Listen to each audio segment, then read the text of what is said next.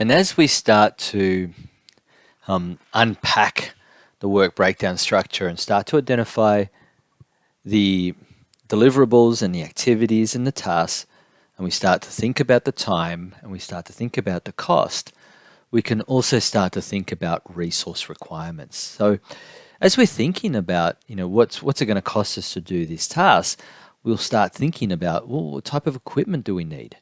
What's the tools and technology required? Are they available? In the sense, are they standard resources in the workplace? Are we able to just get a couple of reams of copy paper without having to order it or put in a requisition for it? Or that's an example of a standard, or is it non-standard? Is it something that we don't normally have and we have to either purchase it or hire it? So we start to have those considerations. We think about materials such as communications materials, such as pamphlets or handouts or brochures if we're using those. We can also start to think about raw materials if we need those to produce whatever it is that we're producing. But we also think about the human resource. We think about the people that we need.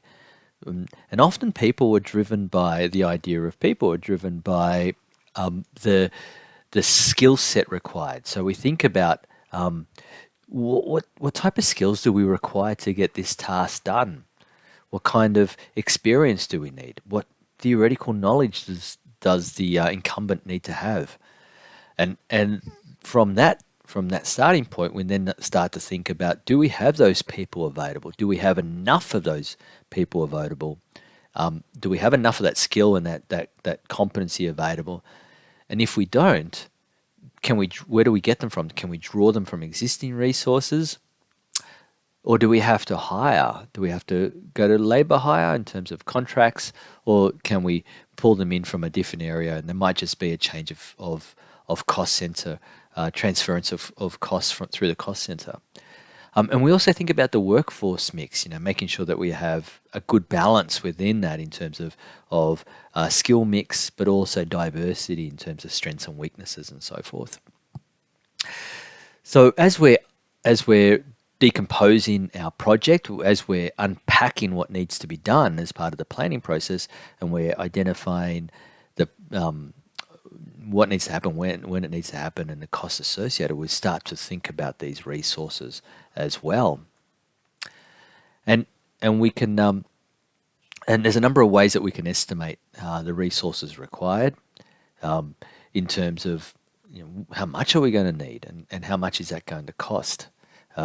Is, as I said in the previous slide, is it available? Is it something that we've got to go out? And if it is, if we are hiring it, for example, what's the cost versus if we're purchasing? And as part of that, also thinking about when is that resource going to be required? Because sometimes the timing can also influence its availability and its cost and so forth. So coming back to this point, which I've been making through the resources and particularly through the breakdown structure is the link between resource estimating and cost estimating. So normally these things are done together, but the thinking process should be separated in a sense of one's going to get us to start thinking about the other, but we need to identify them both separately. So the resources, because we're going to have a resource strategy, gathering strategy as part of our plan, but we're also going to need to have a separate cost component, a budget to it as well.